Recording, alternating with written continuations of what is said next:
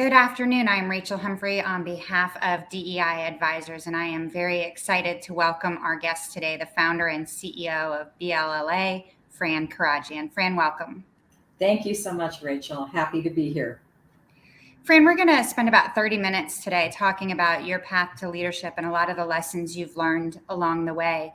One of the things that makes the hospitality industry so incredibly special is that everyone has their own story. Everyone had a different journey to get where they are. Tell us a little bit about your personal journey. I'd love to.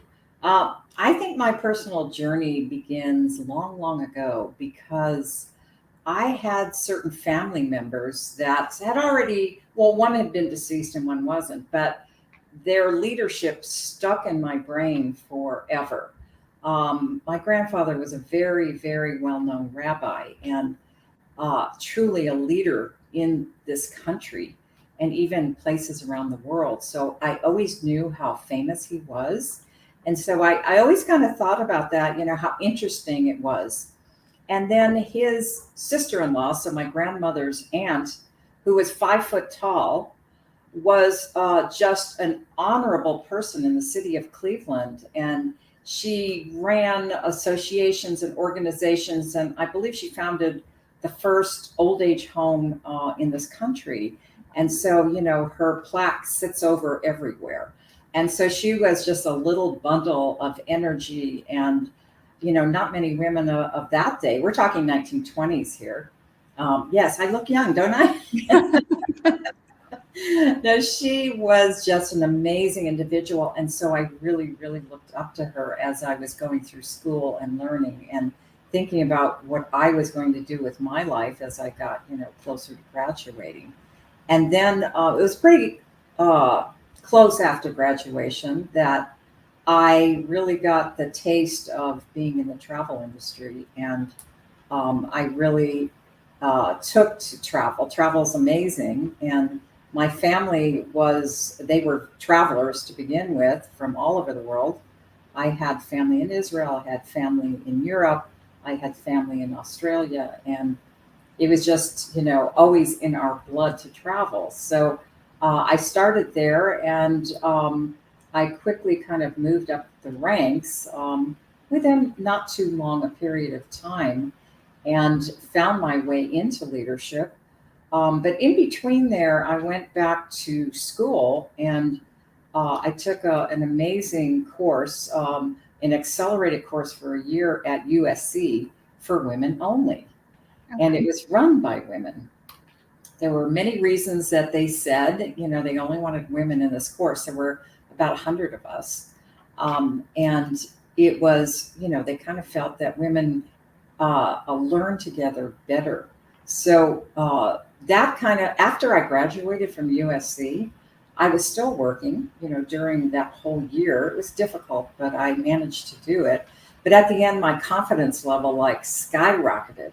So I knew that, my path was going to be quicker to the top because I think you need that education and that confidence to make it there. So I quickly went and I went from Carlson Travel to creating my own consortia with another company, which is Hospitality Consortia, and which I sold. And then I spent about 13 years there. And then I went to creating BLLA in 2009. Prior to that, in 2008, I had created the Travel Industry Executive Women's Network. So it was there that I could also be the leader, of an international organization and help the influence of women in our industry because everybody needed to get that support. So it was kind of there that I started, my journey, and it's been a very interesting one along the way, I must say. And it's been well over 35 years. That's amazing. And what a story about building confidence through being surrounded by women and taught by women and having women in your peer group, such an important lesson. You touch a little bit on the founding of BLLA and TIEWN. Entrepreneurship for women is a critically important part of the industry. There are fantastic organizations and companies founded by and led by women. How did you know that how did you first of all identify the gap that BLLA especially would fill? And you can tell people about the organization for those who don't know. And then how did you actually know you were the person to fill that void? Absolutely. So let's not forget, I founded TIEWN the year before BLLA. So I was already noticing in our industry that it was difficult for women to make it to the top. So when I decided to launch BLLA, and it had been in the works for several years, I knew that it was going to be an uphill battle because I had attended many conferences, in hospitality, well, I don't want to mention names, but, all of the big ones, I tried to attend to get some education and so on, but it was pretty noticeable that there weren't a lot of women on the stage. And so I knew that it was, going to be a little bit difficult, but it was in a down economy. And I actually brought people close to me that supported me. And I think it was, those people that really lifted me up to have the confidence to launch BLLA, because I knew that I was going to get their support. In fact, our first board was made up, of, a good group of both genders and inclusivity as well. And that was back in like 2010. So I think it's, having that support behind you is what lifts you up to continue, because as an entrepreneur, you're going to have, hills and valleys all along the ride. And how do you get through the valleys so that you can continue and climb back up again? And I think as quickly as you can recognize that fact, it drives you to be cognizant. Okay, I'm going through a valley. Let's continue. And so I really felt it was my place in hospitality, in particular, hospitality and travel, let's say, to bring more women to the fold. And by educating them, having them connect with each other and so on, launching BLLA allowed me to be able to do that, because I could actually pick the people that, were on stage or on the board or participating or members or anything else. I had the control. So I really felt very good about that, because I've always felt that way, that, to be fair to everybody, you've got to spread around the wealth, and the wealth of making them recognizable. So that's kind of the start of my journey. Well, it's amazing to see as well, because even or in spite of or because of that tremendous diversity in your speakers, in your attendees, in your content, BLLA has thrived. And so it's showing the world that you can be an incredibly inclusive organization and inclusive conference and not have to worry about whether the content or the attendance or anything else will suffer along the way. So what an incredible lesson for others to see, but also how incredibly brave. I mean, you mentioned in there that you're going to have highs and lows. Every leader getting to the top, and then once you're at the top, has to overcome obstacles on the way. Yes. What are the personality traits that you have, or the strategies that you implement when you're faced with an obstacle that you think helps you get through that hardship? I think it's just, your inner strength. I've always had it. I got it from my mother and, from the relatives that I looked up to. And I said, okay, I can do that. If they can do this, I can do it. So you have to be able to accept things the way they are. And if they're not going to move in your direction, you have to just step over it and find another solution. So I think it's really being, as studious and creative as you can be, and also reaching out to others who are going to support you. And, I think when Ariella came along 7 years later, it was even more difficult, because now we were the mother-daughter duo of boutique. And we knew there was going to be some obstacles along the way, and we're still facing them. It does happen. And that's okay. We just, we keep smiling and keep moving forward, and, keep bringing people to the table, and, giving people opportunities to be able to be heard on our stages or wherever it is. because you'll find a lot of first time, entrepreneurs, whether they're building a hotel or they're building a craft coffee company. You'll hear them on our stages quite often where we gave them the first opportunity because I know what it's like. And so, I want to offer, that to them so that they can start building, their own organization. So we're very open to helping others along the way. And we want to. It feels good, right? To help others. Absolutely. You have to do some good in the world along the way. Do you think when you think about overcoming obstacles, do you think your strategies have changed over the course of your career?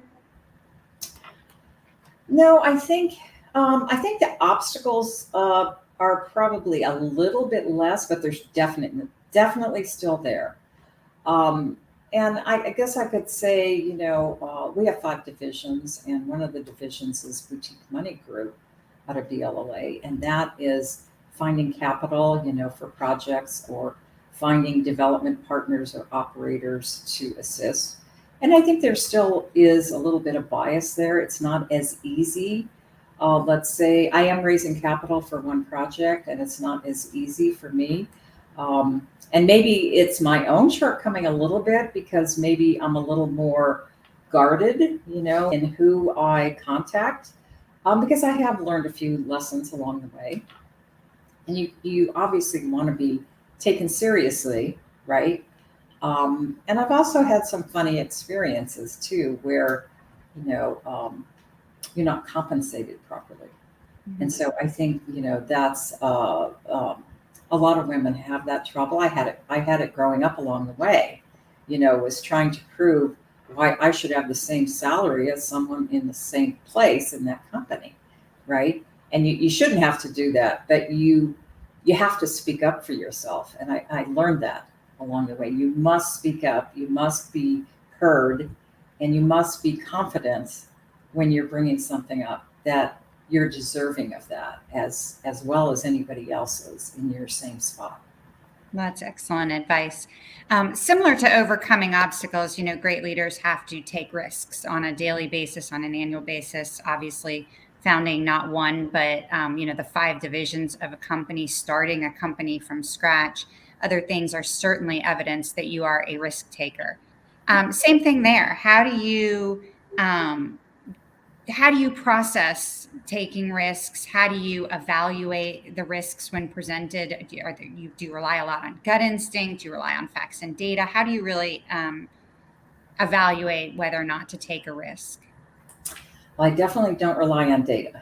Because I will say, data, get out of the way because this is going to happen no matter what. So a lot of it is attitude and drive. I just want to drive forward. When I believe in something wholeheartedly, and I have to believe in it. When I created BLLA, it was really all about supporting entrepreneurs and smaller businesses rather than huge conglomerates, who have lots of capital available and lots of resources. So, I have to believe in what I'm doing no matter what it is. So those 5 divisions, I wholeheartedly believe in. And whatever it takes, I will get there. So if the obstacle comes, that's fine. I take a deep breath, or maybe I'll take a day off, and go to the beach and say, okay, let's calm down. Let's figure this out. There is a solution. And sometimes I'll call people, that I rely on or that are kind of in my inner circle, whether they're sitting on the board or the TIEWN board, the TIEWN board, or somebody. You have to have a few people that you can rely on, that you can talk to confidentially about anything. And you just, I think it's all about the power of positive thinking. For me, it is. My father taught me that. And so, it kind of rules my life in a lot of ways. It might be a detriment to some people. But I truly believe that if you have that inner gut, positive, knowing that you're going to have those hurdles and just get over them, get over it, take a deep breath, and really, continue on your journey. Otherwise, you're going to get stuck and you're going to give up. Yeah. And looking back, it's been 13 years, that BLLA has survived and thrived. And now with 5 divisions, with some growing even bigger, I've had to go through those obstacles and just make it and take risks. Yes. Oh, absolutely. Take risks such as, funding a program on my own through, my own personal bank accounts. I've had to do that. And if I didn't believe in what I was doing, I wouldn't have done it, right? I would have reached out for help or something else. But if I believe in something, it's going to happen one way or the other. Well, It, I think it's amazing too in looking at mindset, how yes, important for you at least mindset has been. We talk a lot about negative conversations in our own heads or others who get in our heads of all the reasons you can't do something. And I yes, love that you're presenting about all the ways that you can and will, and really having the right mindset to take that step.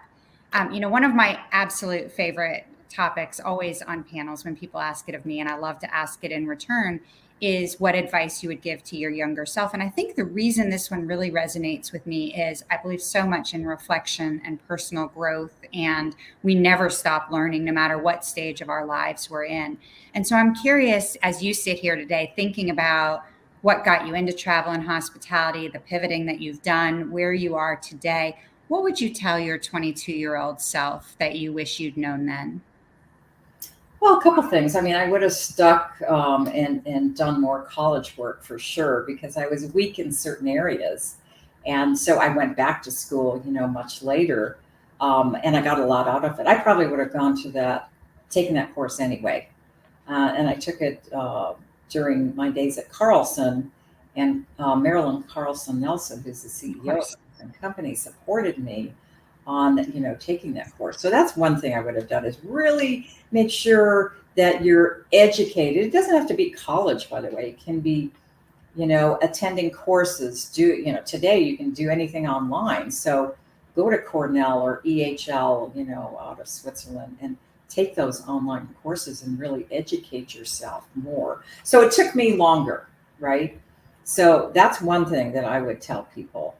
And the other thing I think is to surround yourself with a few people that you can rely on. I mean, one of my very best friends is from eighth grade.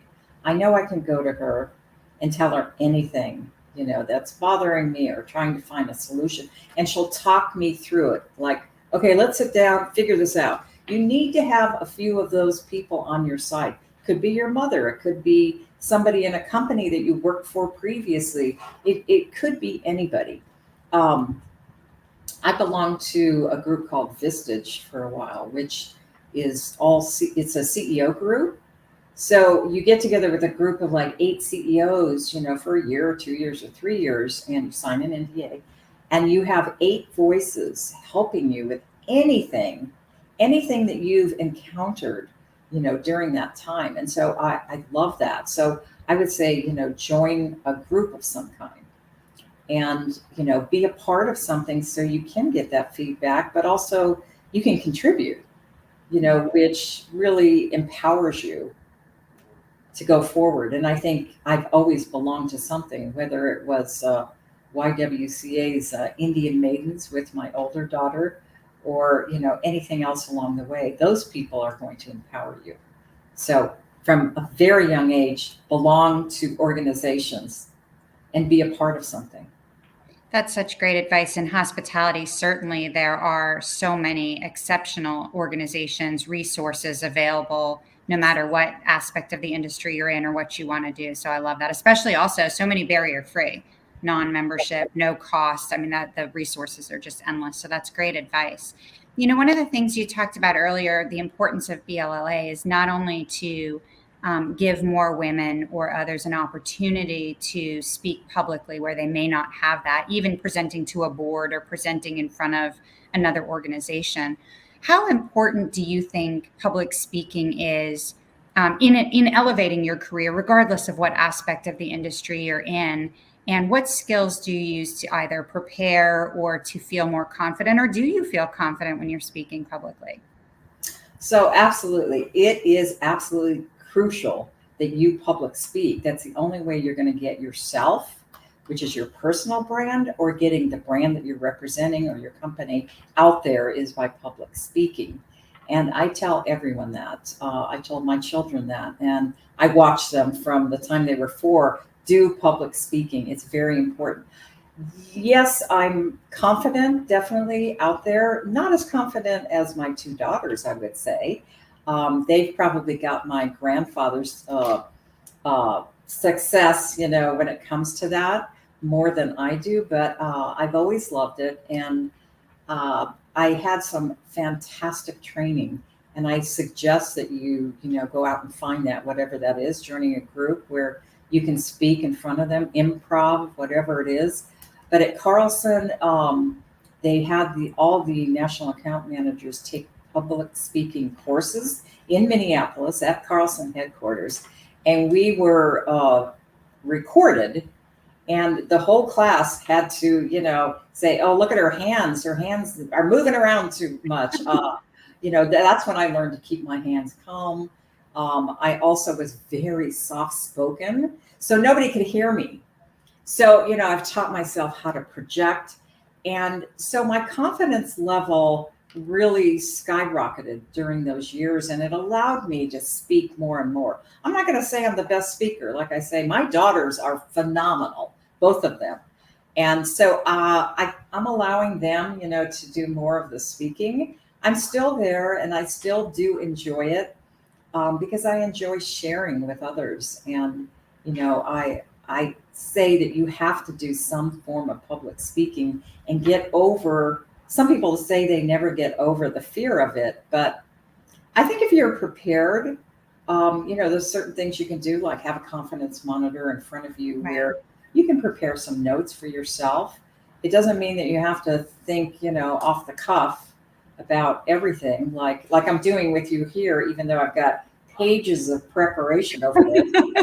Is what I'm missing. But you know what? It doesn't matter, because guess what? At the end of the day, and this is what I learned early on, it's not about what you say, it's how you make the audience feel. So if you can project that onto making them feel fantastic about themselves, you're a hit. You're a winner. Well, I think one of the important things with that too is to remember that someone selected you to speak, or you volunteered to speak at something because you have a value to add.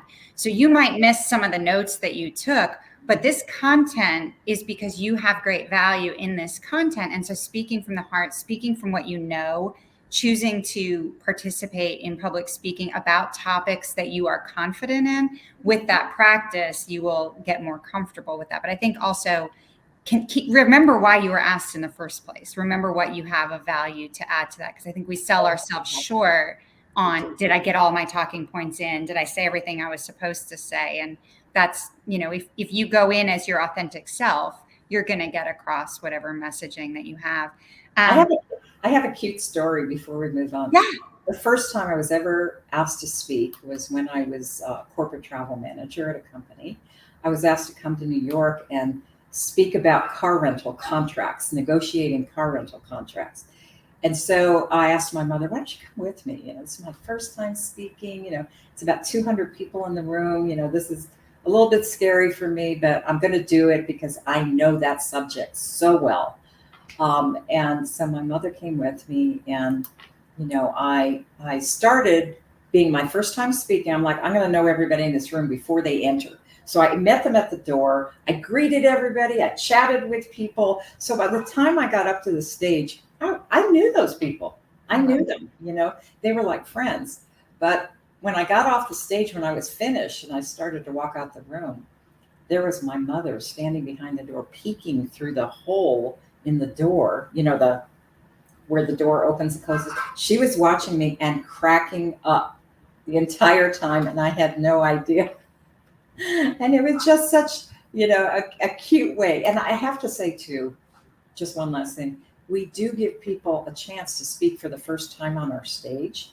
And I won't mention names, but a lot of leaders that never spoke in the past have come, and we've given them that extra kind of, I want to say, training. We spend a lot of time with them, so they're comfortable, right? And so we kind of launch them into, okay, now I'm comfortable. Yeah. So if you're able to, give people an opportunity, and you're in charge of an event or a conference or a roundtable, do it as much as you can, even if they've never spoken before. I love that so much. When I used to source a lot of speakers, I would call people that I would think would be great, especially women, and they'd say, "Oh, I think you want somebody else," and I was like, "Nope, I want you." And then they would come, and then they would love it. They would be great at it, and they would start doing more and more speaking. So it feels amazing both to give people the confidence to do Yes. it, but then once you do it, you get a little bug for it for a lot of people, and it becomes very exciting. And same thing, a lot of those people are now regular conference speakers, and I love to see where they have come. I know we're going to run out of time. We always do because there's so many things that we want to cover. One of the things, Fran, you and I have in common is we are both girl moms. So I'm going to skip over a little bit about work-life management because I am certain that you have great value to add there. But I really want to talk about Ariella, your daughter, who works and runs BLLA with you. How much does being a girl mom impact your passion and drive for elevating women in the industry, giving women opportunities? Obviously you knew at USC that being a part of a powerhouse women's team provided a lot of value for you. But how does that now impact your decision making? I think it definitely plays a role. There's no doubt about it because you want to be a good role model, right, to your children for them to aspire to something great. And so you kind of have to lead the way, just I think like my mother did, and you know, the other relatives that I was talking about before. So I think being a girl mom, you're cognizant of it in a more personal way. But I also want to say that I think that goes along 50-50 almost with all the women that I've met in the industry around the world, through these organizations that I belong to. I mean, I look at them, as people, and I've seen their struggles and I've seen them talk on the stage, about their struggles, whether they owned a car rental company, a travel agency, or, they were general manager of a hotel. And I just so resonated with, there's something, I don't know what it is. You can't put your finger on it, but there's something about women helping other women. And it's a shame that it doesn't happen more, quite honestly. But definitely being a girl mom, it helps, But I do have 3 grandsons. I have to think of them as well now. So I kind of split between the two, making sure that they're also confident in their own way. So I feel very lucky to be able to. That's amazing. Plus, your daughters and sons and grandsons, of course, get to see you founding a company, being on CEO panels, doing public speaking, and I'm sure that's a great motivator and inspiration for them as well. We're going to do a couple of rapid fire questions, but the hospitality industry has an incredible network. While it is very large in some ways, it is very small in others. Have you adapted your relationship building and networking to your specific comfort zone? Not everybody is going to go golf. Not everybody's going to go to a late night cigar event. But what is your strategy for relationship building and networking that's worked well for you? I think it's, taking as many opportunities as possible, really being out there. Of course, during COVID, we didn't have much chance to do that. But I think through the years, it's participating, and I love people. So, I'm just one of those kind of people that I'm friendly and, happy to, speak to anybody and I think help them. A lot of my staff in the past have always said to me, why'd you take that call? Why'd you let that person in the door when they didn't have an appointment? Why are you spending time when they're, some people say picking your brain is the worst thing you can ask someone to do. However, it always makes me feel really good to help others. So when people would come to my door, when I was in an office, and they were hotels, because that was when I had the consortia, and the front desk would say, but they don't have an appointment. Why are you letting them in? I'm like, are you kidding me? They took the time to come here. And if I have a moment, I'm going to spend it with them. And I think that created that relationship that started to spread. People started to talk about me. And guess what? I got more invitations. I didn't do it for that. Right. I did it just because I'm that kind of person. I like to be friendly. So I think, attending events and, making sure that you're out there meeting and greeting people, And just being as personable as you can is going to help your career. It's going to help you feel good. And if you can, make other people feel good, it's just going to raise your own profile. Well, I love that. It goes back to mindset that you talked about earlier. You were doing these things because they felt good to you, but in exchange, it helped elevate your career and your businesses. And that's a great lesson to see. You weren't doing it for the reward, but the reward was inherent in just who you were as a person and what you were doing because it The felt right. reward was in here. Yeah. No, and that's amazing. Well, and then it became, part of the success of your businesses, I'm sure. As I said, I knew we'd run out of time. So knowing DEI Advisor's mission statement of empowering personal success, there's certainly lots of things we have not had a chance to talk about today. But tell me one final piece of advice you would want people to take away from your life lessons, your industry experience, and the path of your career. Well, I think, talking about DEI advisors and the great things, that you've begun doing and bringing people together, my advice is if you have had an issue or an experience, it's very hard, but you must bring it forward. And maybe you start slowly with one group or one organization or one purpose. But the more that we brush it under the rug, whatever that problem is, it's going to proliferate and it's not going to go away. Look, I launched, TIEWN in 2008, and I'm still seeing the same problems, and this is 14 years later.